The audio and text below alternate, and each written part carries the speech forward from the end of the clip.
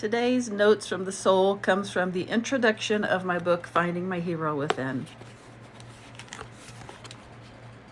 Where am I thought, as my eyes began to peel open, blinded by a pinhole of light. It seemed to be coming out of nowhere, overtaking my vision.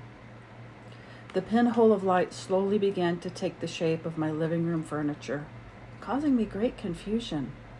I questioned why I was looking at it from the floor level. I don't know how long I had been there, trying to make sense of the situation, but I finally figured out that I was lying on my left side on the hardwood floor in the middle of my living room with no recollection of how I got there.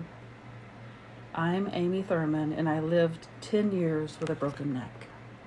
Just 6 weeks before this incident, I went back and looked at my socials, and I made this post. I will try to put a picture of it here if it will allow me, but it says, "Good things or great things are headed my way." 6 weeks before this. You'll learn much more about my journey as we go along, but I can tell you that I felt that great things were coming my way. I knew that great things were coming my way. I had no idea that it would mean living 10 years with a broken neck. However, the great things that I felt coming my way, I'm feeling now, 12 years later.